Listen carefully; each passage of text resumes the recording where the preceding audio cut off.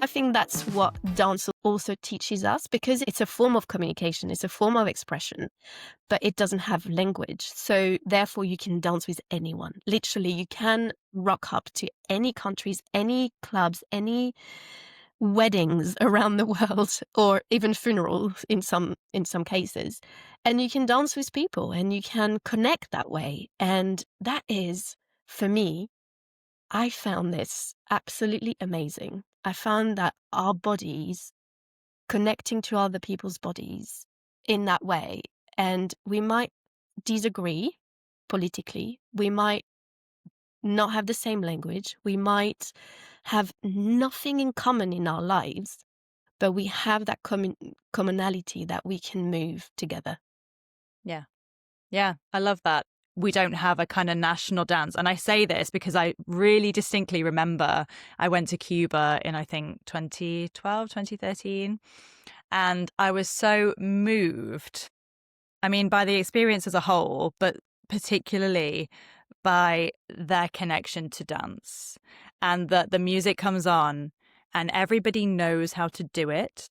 And everybody grabs a stranger or a friend or anyone and they dance together and they connect with each other. And you're so right, it elevates them almost to a higher plane where all of the kind of, and it's not nonsense, but all of the kind of disagreements that they may have if they were to have a discussion, actually they dissipate.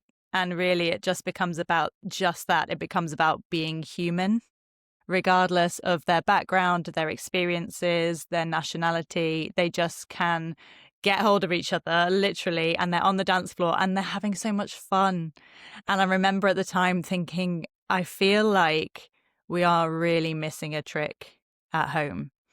And we're missing that opportunity to connect with each other. Because for me, it was, school discos and you're kind of sidestepping awkwardly and all the boys around the outside of the room sitting in chairs and all the girls are in the middle. And that goes on even when you're kind of, you're in clubs. The girls, when I was younger, we're all dancing in a circle around our handbags and the boys are kind of like circulating. And just, it's so awkward. It's so awkward. And I think a lot of us feel disconnected from dance if we haven't had that formal training. And now we sit on our sofas and we watch Strictly every weekend and we just get such a kick out of it. Strictly has been doing a great job. And also when you're watching dance, the amazing thing that happens in your body, that your neural pathways are working the same way as the person you're watching it move. So you're not dancing per se, but you're actually mirroring within your neural pathway what's happening in front of your eyes. So It's you're interesting. kind of dancing with them. Also, I think it helped people to go to dance classes.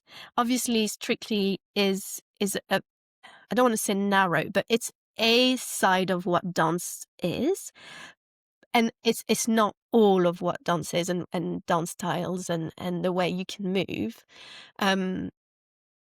But there is also a resurgence of folk dances in the UK, so Morris dances, and it's becoming very trendy to be a Morris dancer, which I absolutely love. Like, I love Morris dances, and I always did, even though I didn't have that culture. We don't have that in France. And so I think there's like loads of young people going to folk dances, which is great. And I think since the pandemic, TikTok, boomed of dance Yeah. videos. So Yeah. maybe our generations from the late 80s, early 90s, we were very much like driven to have a career and go for jobs, and maybe being more in our brain than in our bodies. But I think now there is a lot more avenues for people who have a 9 to 5 job to then also dance or exercise. It doesn't have to be dance. It's just using your body and walks, climbing. I don't know. It Yeah. doesn't really matter what it is, but Moving, it's basically. moving. It's Moving. basically Yeah. movement. Yeah.